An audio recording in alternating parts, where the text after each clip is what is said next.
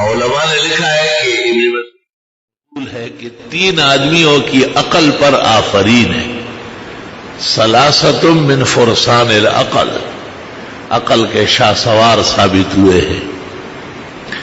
ایک عزیز مصر جس نے حضرت یوسف کو دیکھ کر بیوی کو کہا اکرمی مثواہ، عزت سے رکھنا، عسى ينفعنا او نتخذه ولدا، ہو سکتا ہے کام آئے اور یا اسی کو ہم بیٹا ہی بنا دیں.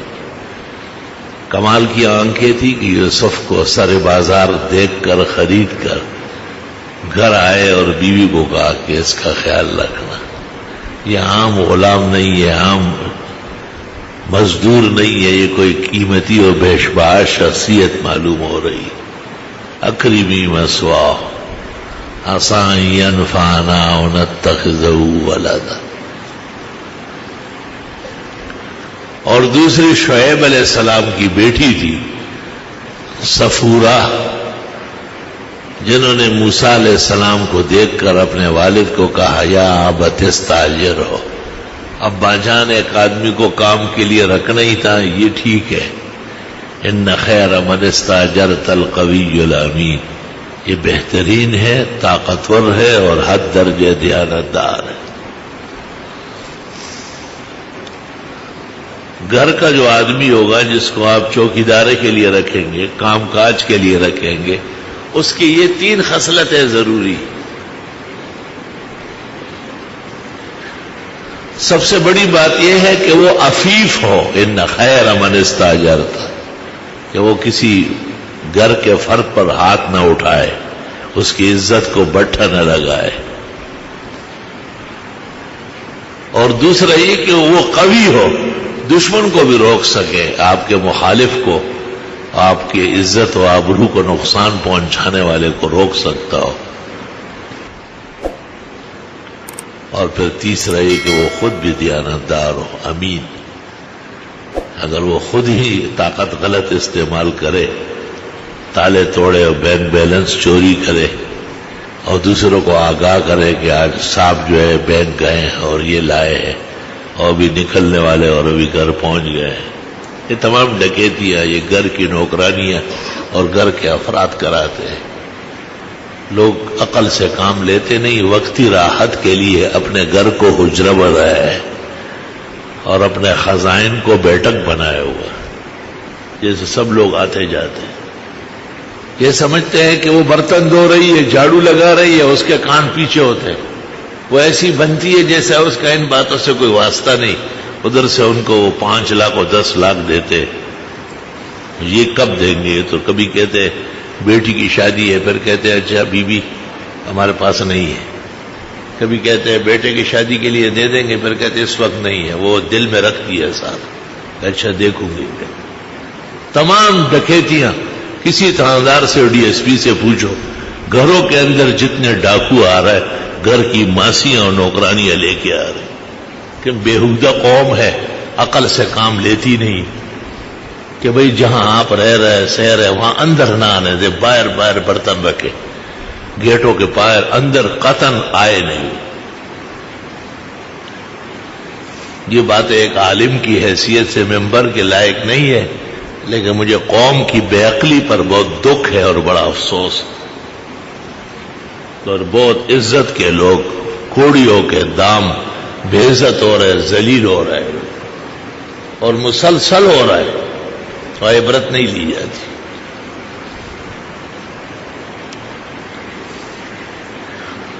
اصل بات یہ ہے کہ لوگوں کے مال میں خدا کا بڑا حق ہے، لوگوں کی کمائی میں دین کا اور دین والوں کا حق ہے. زکوٰۃ تو آپ سب جانتے ہیں، فطر بھی جانتے ہیں، اور یہ اکثر مسلمان دیتے بھی ہیں. جو اللہ اور آخرت پر ایمان رکھتے ہیں وہ زکوٰۃ میں چوری نہیں کرتے، اور حقیقت یہ ہے کہ خوشی سے نکالتے ہیں. لیکن حدیث دوسری آئی ہے، صحیح مسلم اور جامع ترمذی میں ہے، وفی مالک حق سوی الزکوٰۃ، زکوٰۃ کے علاوہ بھی بڑے حقوق ہیں. جس پیغمبر پر زکوٰۃ کی آیات نازل ہوئی اور جس رسول مرسل نے اور نبی مکرم نے زکوٰۃ کی تفصیلات اور شرح فرمائی، وہی پیغمبر فرماتے ہیں کہ زکوٰۃ کے علاوہ بھی حقوق ہیں، وہ اس میں شاید کوتاہی ہو رہی ہے۔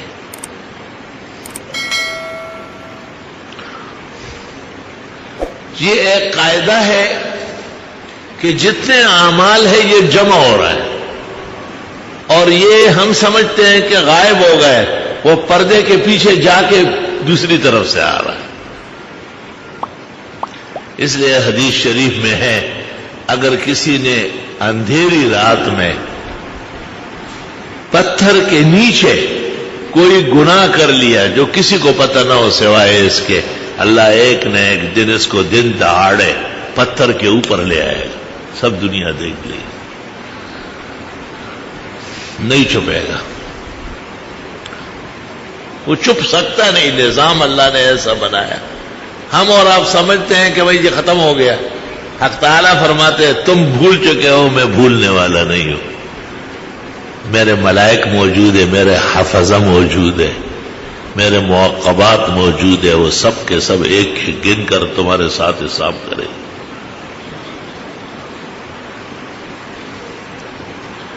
اس لیے لوگ بہت زیادہ استغفار کرتے ہیں، بہت توبہ طائب رہتے ہیں، ہر وقت دعا مانگتے ہیں کہ یا اللہ دنیا و آخرت کے روسیائی سے پناہ میں رکھ، دنیا و آخرت کی بربادی سے اور تباہی سے بچا۔ اگر اللہ تعالیٰ کسی کے حق میں دعا قبول فرما لے تو اس کے رحمت و احسان کے خزائن بہت وسیع ہے، لیکن فکر مند ہونا چاہیے، اور یہ کبھی بھی کوئی نہ سوچے کہ میں نے ظلم کیا، مظلوم کچھ نہ کہہ سکا، اور میں نے کسی کا حق دبایا اور وہ مجھ سے لے نہیں سکتا، اور میں نے کسی کو رلایا اور وہ اپنے آنسو خود پہنچ گیا، اور میں نے کسی کو دکھ میں دیکھا اور میں نے مداوا نہیں کیا۔ یہ سب کام آپ کے ساتھ حساب ہو، یہ سب کا حساب دینا پڑے گا، اور یہ پردے کے پیچھے ہو جاتے ہیں، جس کو ہم غیبوبت کہتے ہیں، اور پھر وہ دوسرے رنگ میں آتے ہیں، کبھی اولاد کی نافرمانی اور حادثات، کبھی مال کی تباہیاں اور لوٹ مار، کبھی جائیداد اور عزت کے خطرات۔ کون سا خطرہ ہے جو آج معاشرے میں نہیں ہے؟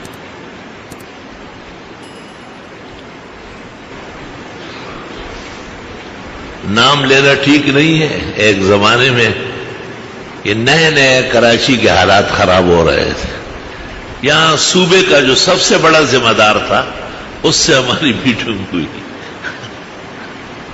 اس میٹنگ میں اس نے یہ بڑی زبردست بات کہی جو بہت ہی ڈائری میں لکھنے والی ہے۔ اس نے کہا میں بھی راستہ بدل کے آتا جاتا ہوں، اور کبھی کبھی اپنے سرکاری بہت بڑا انتہائی اونچا عہدہ تھا، اس گاڑی کو چھوڑ کر ٹیکسی میں چلے جاتا ہوں۔ میں نے کہا آپ بہت اچھی حفاظت ہماری کر لیں۔ وہ ہماری بات کی تصدیق کر رہا تھا کہ ماحول زیادہ خراب ہے اور امن بالکل مفقود ہے، اور ہر طرف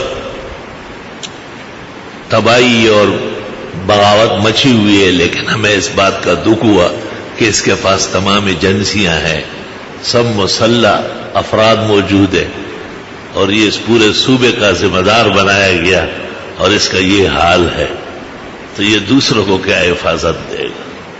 یہ اللہ دکھاتا ہے ہمیں کہ محافظت صرف اللہ کے پاس ہے۔ حدیث شریف میں ہے اللہم احفظنی، یا اللہ میری حفاظت فرما، لا حافظ الا انت ولا حفاظت الا منک، تیرے علاوہ کوئی بچانے والا نہیں، اور تیرے علاوہ کسی کے پاس بچانے کا سامان نہیں ہے، کیسے بچائے گا؟ استغفر اللہ استغفر اللہ۔ اور صرف وہ تو نہیں کہ ماحول میں تکلیفی کیفیت ہے، آلودگی ہے، اور بغاوت اور سرکشی کے رنگ میں قتل و غارت، لوٹ مار ہے، بیماریاں بھی تو بہت زیادہ ہیں، تکلیفیں بھی تو ہے، عجیب عجیب بیماری۔ اچھا بھلا انسان سامنے آ جائے گا، دعائیں کرائے گا، اور اس کے بعد کہے گا کہ جی مجھے ایسی ایک لا علاج بیماری ہے اور ڈاکٹر نے مجھے 1.5 یا 2 سال دیے، آدمی دنگ رہ جاتا ہے کہ یا خدایا یہ کس تکلیف میں آپ اپنے بندوں کو ڈال رہا ہے۔ اور اس قدر انگنت آلام ہے، آثار ہے، غموم ہے اور ہموم ہے کہ سوائے ایک صورت کے کہ اللہ جل جلالہ عم نوالہ عز شانہ عظم برہانہ کہ خزائن احدیت اور صمدیت، خزائن کرم اور جود اور اس کے شعور اور برکات الوہیت کے دامن میں آدمی آ جائے۔ اللہ کو تو راضی کرنا بہت ضروری ہے، بہت ضروری ہے، اللہ سے مانگنا بہت ضروری ہے، اور پورا اعتماد و توکل کرنا ضروری ہے۔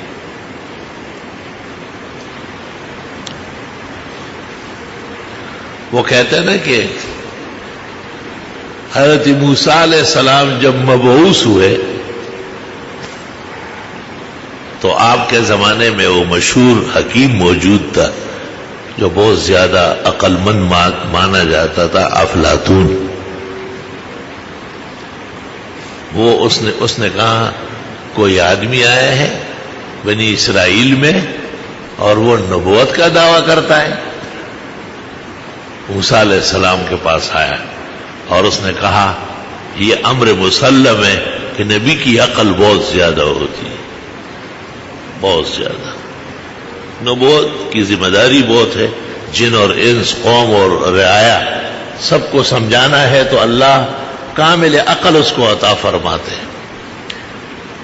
متکلمین کہتے ہیں کہ ہر نبی کے 7 صفات کمال کے ہیں، کامل العلم، کامل العقل، کامل الحیا،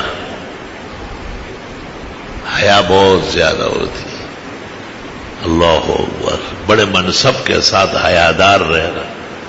رسول اللہ صلی اللہ علیہ وسلم کسی کا رد کرتے تو ایک فرد کا نام نہیں لیتے، ما لہؤلاء القوم، لوگوں کو کیا ہوا ہے، کیا کر رہا ہے، اس کا مرتکب ایک فرد ہے، لیکن آپ اس انداز سے بیان فرماتے کہ وہ ایک نشانہ نہ بنے اور لوگ بھی اس سے پرہیز کر لیں۔ اور بخاری میں آپ کے متعلق ہے آپ ایسے باحیات ہیں جیسے کنواری، کل عذرا غیر شادی شدہ لڑکی، وہ بڑی باحیا ہوتی ہے، وہ بول چال میں، دیکھنے میں، اٹھنے بیٹھنے میں۔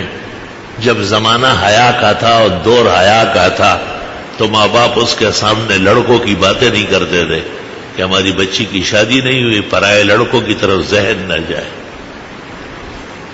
اب تو اتنے حیادار ماں باپ ہو گئے، چھوٹی چھوٹی بچیوں کو کہتے ماشاء اللہ دلہن ہے، انا للہ و انا الیہ راجعون۔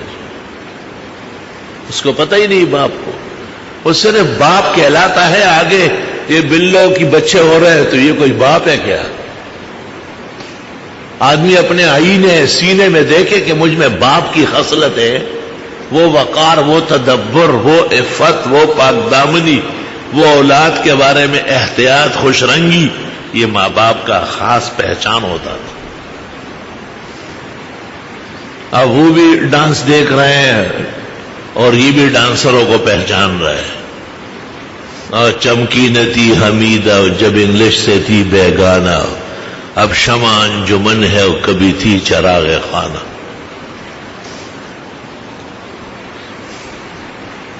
اس کو یہ لوگ آزادی فکر کہتے ہیں، حریت کہتے ہیں، یعنی ہوارگی کو آزادی کہہ رہے ہیں، اور بغاوت کو جمہوریت کہتے ہیں، اور اسلام دشمنی کو خود اپنے آپ کو کمیونسٹ کہتے ہیں، لا مذہب، بے دین۔ شرم تم کو مگر نہیں آئی۔ تو پیغمبر کے 7 صفات ہمیشہ کمال کے ہوتے ہیں، کائنات میں ان کا برابر کوئی بھی نہیں ہوتا. ایک حیا بہت ہوتی ہے، دوسری عقل انتہا پہ ہوتی ہے، اور تیسری علم اللہ نے جو ان کو دیا ہوتا ہے. رسول اور نبی کے برابر کسی کا علم نہیں ہوتا. کامل العلم، کامل الحیا، کامل العقل. 3 ہو گئے، 4 ادھر سے یاد کر لو. صباحت، حسن و جمال بے مثال ہوتا ہے. عبادت سب سے زیادہ. شجاعت بے انتہا. سخاوت دریا کی طرح بہتے ہیں. بخاری میں رسول اکرم صلی اللہ علیہ وسلم کے بارے میں کہ آپ ایسے سخی تھے، کالریح المرسلہ، جیسے خوشگوار ٹھنڈی ہوائیں چل رہی ہو. سورۃ اخلاص نازل ہوئی تھی، معجم الصغیر طبرانی میں ہے. اور ایک عربی آیا. عربی ذرا جنگل اور دیہاتوں میں رہتے ہیں، سیدھے سیدھے مسلمان ہوتے ہیں. یہاں ایک عربی آتا تھا نماز کے لیے، سلام جیسے ہی میں پھیرتا کہتے ہیں ملا جی ایک مسئلہ تو بتاؤ. سارے نمازی ڈر جاتے. ابھی سلام پھیرا، میں مڑا بھی نہیں. مولوی جی وہ ایک مسئلہ. میں ان لوگوں سے کہا خیر ہے، ایک آدھ ایسا بھی مست ہونا اچھا لگتا ہے. اور ایک نے قرآن مجید یاد کیا، لیکن تھا وہی دیہاتی. تو بزرگوں نے اس کو کہا تھا کہ جب آپ آخری رات ہے 27ویں اور سلام پھیر لے تو آپ کہا کہ السلام علیکم، میں تم سب لوگوں کو رمضان شریف اور ختم قرآن کی مبارکباد دیتا ہوں. اس نے غور کیا تو سلام بھول گیا. آخری قاعدے میں زور سے کہا لاؤڈ سپیکر پر کہ میں تم سب لوگوں کو مبارکباد. لوگوں نے کہا یہ 2 رکعت دوبارہ پڑھاؤ، مبارکباد ہو گئی.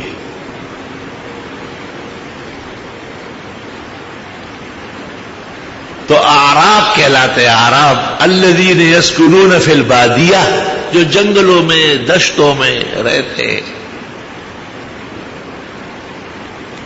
ان میں آداب بظاہر نہیں ہوتے، دل میں ہوتے ہیں لیکن بول چال میں نہیں ہوتے.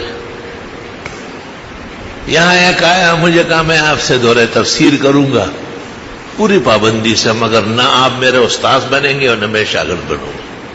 میں نے کہا ٹھیک ہے، میں استاد بنوں تو مجھے کیا دے گا؟ خوار پڑک بچیا. اور تو شاگرد بنے تو کیا کچھ بڑھ جائے گا؟ اللہ نے ہزاروں نے لاکھوں عطا فرمائے. تو لوگ مجھے کہتے ہیں آپ نے اس کو کیوں اجازت دی؟ میں نے کہا اس لیے کہ قرآن کے لیے ہے. مقصد قرآن ہے، مقصد میں نہیں ہوں. استادی اور شاگردی وہ سمجھتا نہیں، اس کے لیے ماننا ضروری نہیں ہے. جو بیٹھ گیا اس کو فائدہ ہوا وہ بہترین شاگرد ہے. تو ایک اعرابی آیا جناب رسول اللہ صلی اللہ علیہ وسلم کی خدمت میں اور آپ سے کہا سنا ہے اللہ تعالیٰ آپ کو خبریں دیتا ہے. وہ الفاظ اس کے اس طرح ہے کہ سنا ہے کہ آپ کا رب آپ کو کوئی گیت سناتا ہے. الفاظ دیکھو تو مشکل الفاظ. آپ نے کہا ہاں میرا رب مجھے وحی فرماتے ہیں.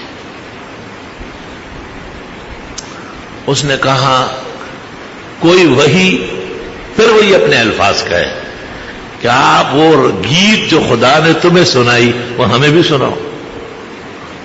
آپ نے کہا ابھی ابھی سورۃ اخلاص نازل ہوئی اور آپ نے بڑے شان سے اعوذ باللہ من الشیطان الرجیم بسم اللہ الرحمن الرحیم قل هو اللہ احد اللہ الصمد لم یلد ولم یولد ولم یکن له کفوا احد.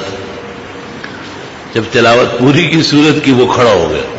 اس نے کہا نعم الالہ الہنا، واہ خدا زندہ باد،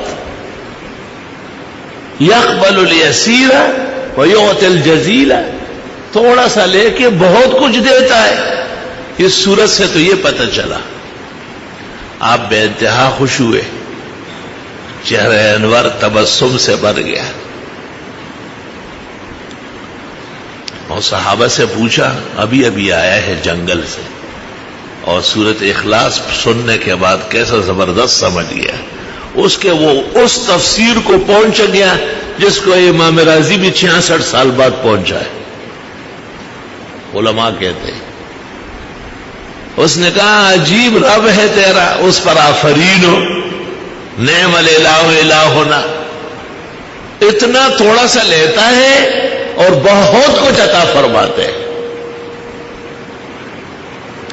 عبد الرحمن ابن عوف قریب بیٹھے تھے، عشرہ مبشرہ کے فرد فرید اجلہ اصحاب میں سے، حضرت کے قریب ہوا کہ حضرت میرے پاس اونٹنی ہے بالکل تیار، 10 یا 12 دن میں بچے دے دے گی اور خوب دودھیا ہے، نسل در نسل دودھیا آئی ہے، میں پیش کرنا چاہتا ہوں۔ آپ نے فرمایا ضرور، کیونکہ آپ کے میرے پاس آنے سے پہلے جبریل آیا اور مجھے خبر دی ہے کہ عبد الرحمن ابن عوف کے لیے جنت میں 87,000 جنتی اونٹنیاں سجائی جا رہی ہے، دھلائی جا رہی ہے، زین ڈالے جا رہے، خوبصورت کی جا رہی ہے، کیونکہ وہ اعرابی کو ایک اونٹنی دے رہا ہے۔ آپ سے پہلے جبریل آیا اور اس نے مجھے خبر دی ہے، اللہم صلی وسلم علیہ۔ وہ عبد الرحمن ابن عوف اونٹنی لے آیا اور آپ نے یہ مبارک ارشاد سنایا کہ اللہ کے حکم پر جبریل آیا اور اس نے کہا عبد الرحمن ابن عوف کے لیے جنتوں میں 87,000 اونٹنیاں سجائی جا رہی ہے، کیونکہ اس نے اس اعرابی کو ایک اونٹنی دی ہے، اس کا صلہ 27,000 جنتی اونٹنیوں کی شکل میں ملے گا۔ تو جتنے صحابہ کو پتہ چل رہا ہے سب اپنے اپنے گھر سے ایک ایک اونٹ پکڑ کے لا رہے، اور اس کو کہتا ہے یہ بھی لے چل، یہ بھی لے چل۔ اب 1,000 اونٹوں کا قطار بن کے جا رہا ہے۔ اس نے کیا کہا تھا سورہ اخلاص سن کر؟ وہاں خدا زندہ باد، تیری شان نرالی، تیری عظمت مسلم، تیری الوہیت اور ہیبت و جلال سر آنکھوں پر، تو تھوڑا لے کے کتنا دیتا ہے، دیکھو کتنے دے دیا ہے۔ اور جس نے ایک اونٹنی دی اس کو جنت میں 87,000 جنتی اونٹنیاں، یہ تو مر جائے گی، بڈھی ہو جائے گی، نہیں رہے گی، لیکن جنت کا ساز و سامان خالدین فیہا، وہ تو ہمیشہ کے لیے رہے گا۔ مولانا روم خوب فرماتے ہیں، نیم جاں بستان دو صد جاد حد،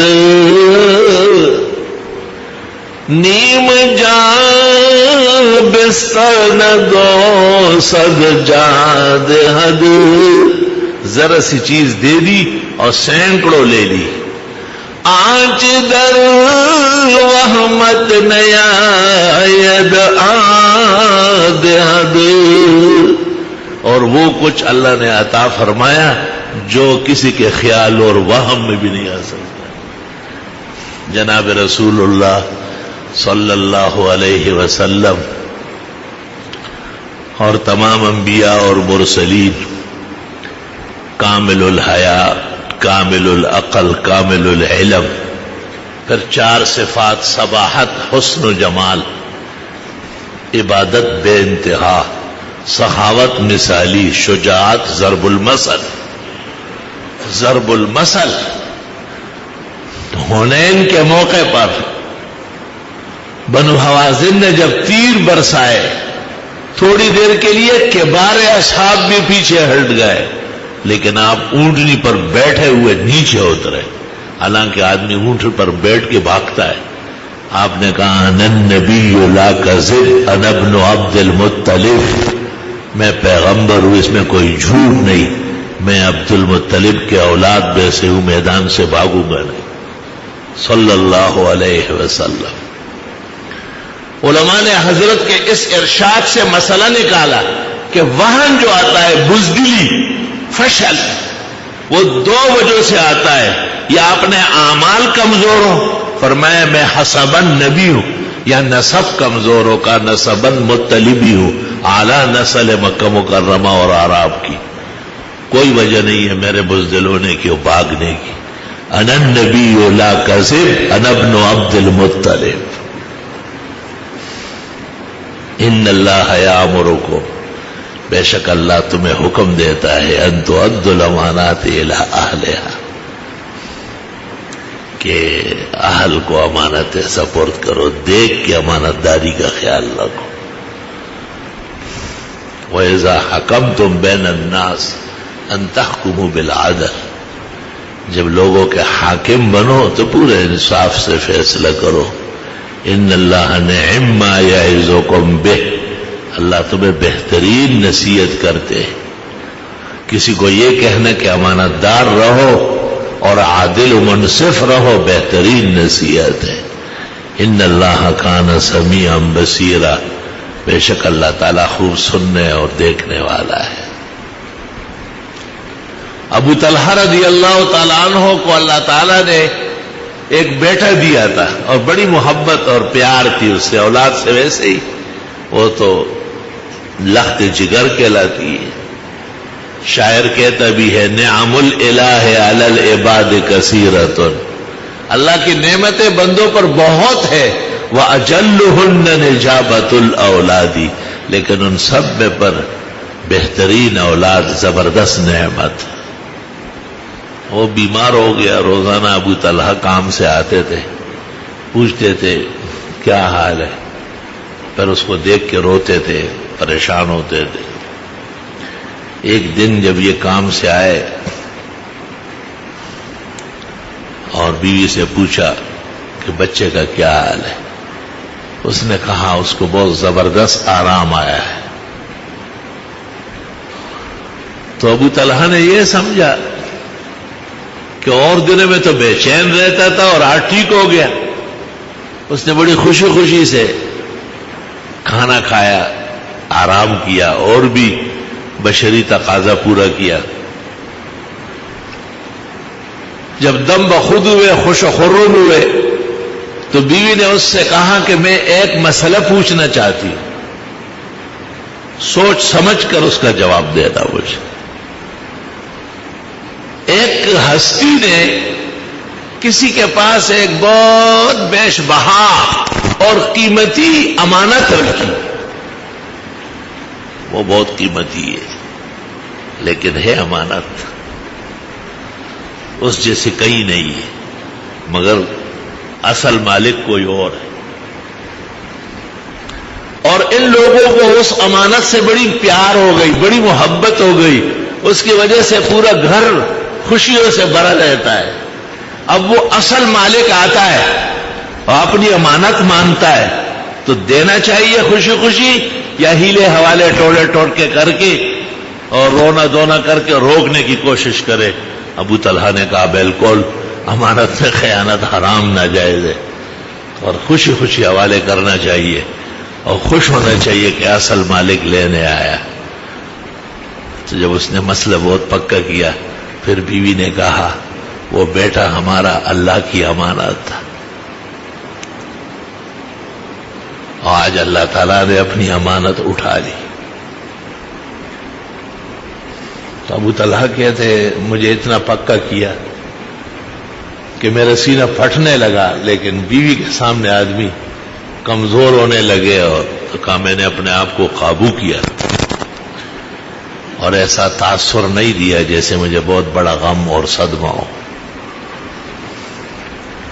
فجر کی نماز میں جناب رسول اللہ صلی اللہ علیہ وسلم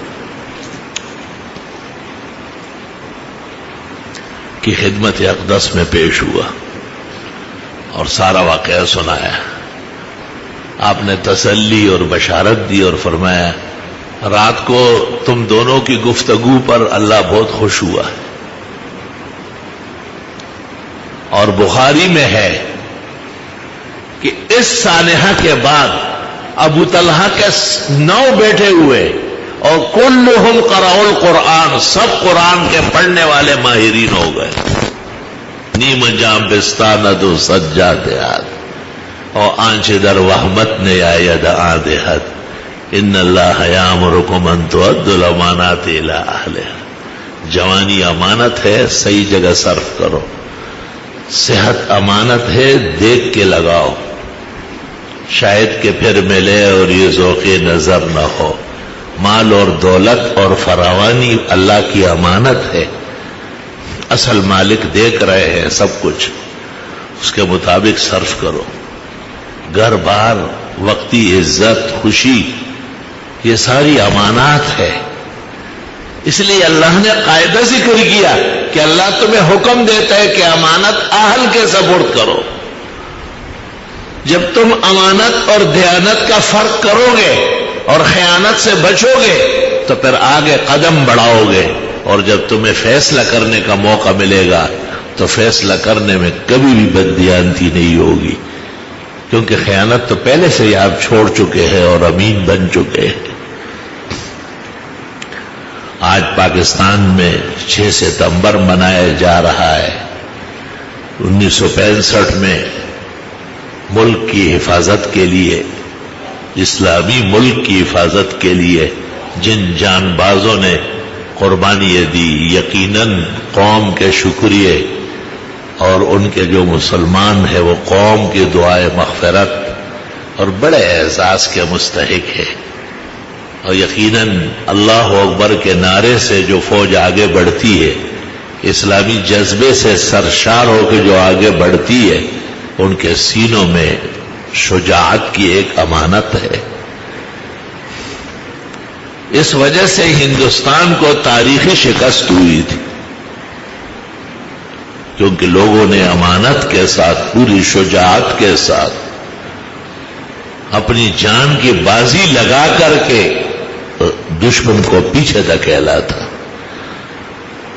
اور اس میں جو بہترین جانیں کام آئی ہے وہ پوری قوم کی دعاؤں کے، شکریہ کے، تقسیم کے اور آفرین کے مستحق ہے۔ جناب رسول اللہ صلی اللہ علیہ وسلم کہ ایک کم سن صحابی، بڑی مشکل سے اس کو اجازت ملی تھی، وہ ایک مشرک کو مارنے لگا، لیکن بدقسمتی سے اس کا جو نیزہ تھا وہ چھوٹا تھا، وہ وہاں نہیں پہنچا اور اپنا گھٹنا لگ گیا، پورا گھٹنا کٹ گیا، اور خون اتنا نکل گیا کہ وہ انتقال کر گیا۔ بخاری شریف میں ہے، ایک مثال دے رہا ہوں آپ۔ تو اس کی والدہ پیغمبر اسلام کی خدمت میں آئی۔ لوگ قسم قسم کی باتیں کرتے ہیں نا، ہر موقع پر ان کی علیحدہ باتیں ہوتی ہیں، اور باتیں کرنے والے ایک علیحدہ فریق ہوتا ہے، ان کا کام ہی فضولیات بکنا ہوتا ہے۔ تو انہوں نے کہا یہ بہت کم سن ہے اور شاید اجازت بھی نہیں ملی تھی، اور پھر اپنے ہاتھ سے مرا ہے تو یہ شہید نہیں ہے۔ تو اس کی والدہ آئی اور رسول اکرم صلی اللہ علیہ وسلم سے پوچھا کہ میرا بیٹا آپ کے ہمراہ جہاد میں شہید ہوا ہے۔ کچھ لوگوں سے میں نے یہ باتیں سنی، میں تو اس لیے خاموش رہی، صبر کر گئی، حوصلہ اختیار کر لیا کہ اللہ نے میرے بیٹے کو جنت دی۔ اگر ایسی بات نہیں ہے تو آپ دیکھیں گے کہ میں پورے مدینے کو تس نس کر دوں گی، یعنی ایسا روؤں گی اور ماتم کروں گی۔ جناب رسول اللہ صلی اللہ علیہ وسلم کو کمال عقل اور حوصلہ اللہ نے دیا ہے۔ آپ نے کہا وہ کمعقل عورت، ایک جنت، انہو لفی فرادیس الجنان، جنت الفردوس کے جو وہ اعلیٰ مقامات ہیں ان میں آپ کا بیٹا ہے، انہو لفی الفرادیس من الجنان۔ بس اس نے سارا مدینہ ان کو مبارکباد دینے آنے لگا کہ دوسروں کا فیصلہ بعد میں ہوگا، آپ نے اپنے بیٹے کا فیصلہ پیغمبر سے آج ہی کرا دیا۔ حق تعالی شانہ پورے اسلام کو پورے عالم میں عزت اور افتخار عطا فرمائے، اسلامی ملکوں کی اور شاعری کی حفاظت فرمائے۔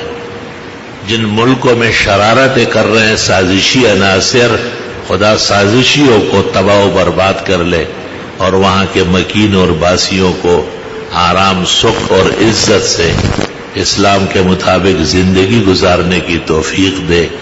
اور ہمارے ملک میں جو لوگ جہاد کے عنوان سے اور کفار کے مقابلے کے عنوان سے شریعت کے قواعد اور آداب کے پیش نظر مختلف جنگوں میں مارے گئے ہیں، اللہ انہیں شہداء و سعداء بنائے، اللہ اسلام اور پاکستان کی حفاظت فرمائے، مدارس، مساجد، علماء و مشائخ، طلباء و مجاہدین، شعائر دین و ملت کی اللہ قیامت تک محافظت و نصرت فرمائے۔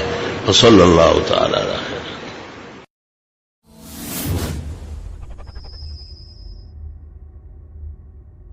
علماء نے لکھا ہے کہ ابن مسعود ہے کہ 3 آدمیوں کی عقل پر آفرین ہے، ثلاثۃ من فرسان العقل، عقل کے شاہ سوار ثابت ہوئے ہیں۔ ایک عزیز مصر جس نے حضرت یوسف کو دیکھ کر بیوی کو کہا اکرمی مثواہ، عزت سے رکھنا، عسیٰ ینفعنا او نتخذہ ولدا، ہو سکتا ہے کام آئے اور یا اسی کو ہم بیٹا ہی بنا دیں۔ کمال کی آنکھیں تھی کہ یوسف کو سر بازار دیکھ کر خرید کر گھر آئے اور بیوی کو کہا کہ اس کا خیال رکھنا، یہ عام غلام نہیں ہے، عام مزدور نہیں ہے، یہ کوئی قیمتی و بیشبہا شخصیت معلوم ہو رہی۔ اکرمی مثواہ عسیٰ ینفعنا او نتخذہ ولدا۔ اور دوسری شعیب علیہ السلام کی بیٹی تھی صفورہ، جنہوں نے موسیٰ علیہ السلام کو دیکھ کر اپنے والد کو کہا یا ابت استاجر ہو، ابا جان ایک آدمی کو کام کے لیے رکھنا ہی تھا، یہ ٹھیک ہے، ان خیر من استاجرت القوی الامین، یہ بہترین ہے، طاقتور ہے اور حد درجے دیانتدار ہے۔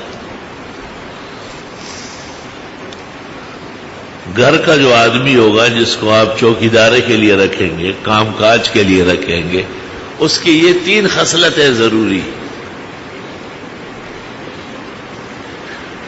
سب سے بڑی بات یہ ہے کہ وہ عفیف ہو، ان خیر من استاجرت، کہ وہ کسی گھر کے فرد پر ہاتھ نہ اٹھائے، اس کی عزت کو بٹھا نہ لگائے، اور دوسرا یہ کہ وہ قوی ہو، دشمن کو بھی روک سکے، آپ کے مخالف کو، آپ کی عزت و آبرو کو نقصان پہنچانے والے کو روک سکتا ہو، اور پھر تیسرا یہ کہ وہ خود بھی دیانتدار ہو، امین۔ اگر وہ خود ہی طاقت غلط استعمال کرے، تالے توڑے اور بینک بیلنس چوری کرے اور دوسروں کو آگاہ کرے کہ آج صاحب جو ہے بینک گئے اور یہ لائے ہیں اور بھی نکلنے والے اور ابھی گھر پہنچ گئے ہیں، یہ تمام ڈکیتیاں، یہ گھر کی نوکرانیاں اور گھر کے افراد کراتے ہیں۔